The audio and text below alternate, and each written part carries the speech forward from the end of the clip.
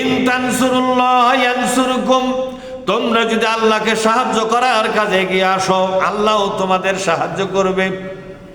পদে পদে আল্লাহ পাক তোমাকে লালন পালন করবে, রিজিক রুজি দিবে।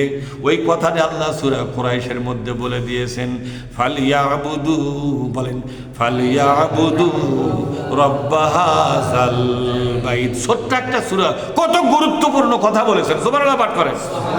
এটা তো সরকারকে পড়েন নামাজের মধ্যে। আপনি জানেন এই সূরার মধ্যে কি কথা বলা আছে? এই সূরার মধ্যে বলা আছে তোমরা কাবা ঘরের প্রতি অত বারবার যাওয়ার দরকার নাই। তোমাদের জন্য আমি একবার বলেছিলাম হজ করতে যাও যদি টাকা থাকে। একবার ছিল ফরজ, একবার ছিল বারবার কিন্তু যাওয়ার কোনো বিধান। বিশ্বনবীর মতো মহামানব মাত্র জীবনে একবার হজ করে থেমে গেছিলেন। ইচ্ছা করলে প্রতি বছরই হজ করতে পারতেন, কেনা জোরে করেন। কিন্তু ফরজটা কয়বার? কেউ যদি ফজর নামাজ 3 বার পড়ে তা কি মোত্তা কি হবে নাকি? কে হবে না? কে নামাজ বেশি হয়? জহর নামাজ একবার পড়ছে, আর একবার পড়তেছে, আর একবার পড়তেছে, সমানে জহর নামাজ পড়তেছে বারবার, তাকে কি সবচেয়ে বেশি পরেজগার বলবে নাকি? তো ফরজ ছিল কয়বার? তা আপনি একবার তো পড়িয়েছেন, আবার কিসের? সুতরাং একবার হজ ছিল আপনার জন্য ফরজ, এরপর আবার টাকা জড়ো হচ্ছে। হজের পিছনে আর টাকা খরচ করার দরকার নাই। সবগুলো টাকা গ্রামের গরিব মানুষের মধ্যে বিতরণ করে দেন, ঠিক না? ঠিক। আপনার গ্রামে মসজিদটা ভেঙে গেছে, 7 লাখ টাকার ইট কিনে দেন, মসজিদটা কমপ্লিট হয়ে যাবে। এসি কিনে দেন, মসজিদের মুসল্লিরা আরাম পাবে, ঠিক না জি সাহেব? হ্যাঁ, সুতরাং এই 7 লাখ টাকার কত কাজ আছে তোমার এলাকায়, তোমার দেশে। সেখানে তুমি কাজ করো, রাস্তা নির্মাণ করে দাও। সরকারি বরাদ্দ আসতে দেরি হচ্ছে, তোমারই 7 লাখ টাকা কাজে লাগাও। 1 মাইল পর্যন্ত রাস্তা হবে কিনা জোরে কোন? কত জায়গায় ইটে পারে দিলেই মানুষ হাসি মুখে, ছাত্রছাত্রী সহ মানুষ হাঁটতে পারে। তুমি সবগুলা টাকা বছরে বছরে কোথায় লাগাচ্ছ? তোমার তো ফরজ আদায় হয়ে গেছে। এখন এইভাবে টাকা দুনিয়ার মানুষের জন্য খরচ করা বাদ দিয়ে কোথায় তুমি টাকা লাগাও? এটা তো তোমাকে আল্লাহ বলে নাই। এজন্য আল্লাহ পাক কি বলেছেন? এই ঘরের ইবাদত করো না, এই ঘরকে তোমার আকর্ষণ বানায় না।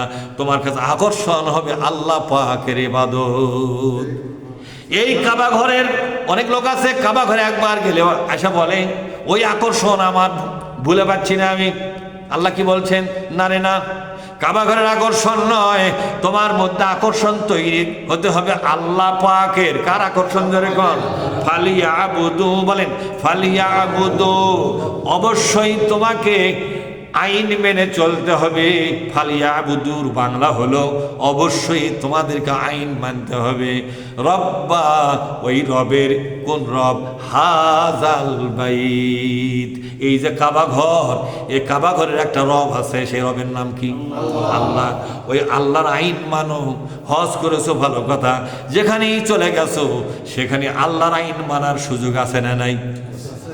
তুমি তোমার গ্রামে আসো, দেশে আসো, এখন আল্লাহ তোমাকে যে আইনগুলো দিয়েছে ওই আইনগুলো মানার কাজ শুরু করো। বারবার ঘরের আকর্ষণে আসার দরকার নাই। মন খারাপ করলেন নাকি?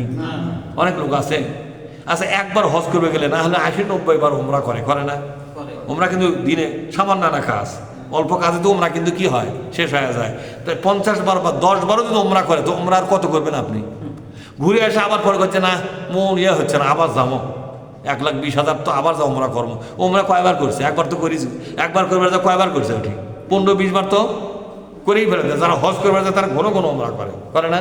আর উমরা করবার যারা যায় তারা এক উমরা করে খালি ওই চক্কর ঘুরে ছাই করে আসে, সামান্য না চুল কাটে আবার উমরা করে না?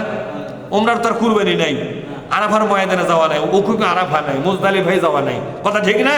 এই ছোট ছোট কাজ খালি সময় প্রতিদিন এরা করে উমরা করে। যে 40 দিন থাকে 40 দিনে 40টা উমরা করে তো চলে আসে।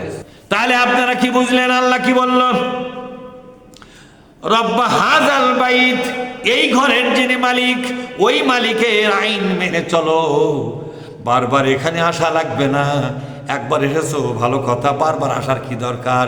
এখন তোমার টাকা পয়সা দিয়া আল্লাহ পাক যে খাতগুলোতে দান করতে বলেছেন ওই খাতে দিয়ে দাও। কোন কোন খাতে টাকা বেশি আসবে না? এই গরিবকে দাও, এতিমকে দাও, মিসকিনকে দাও।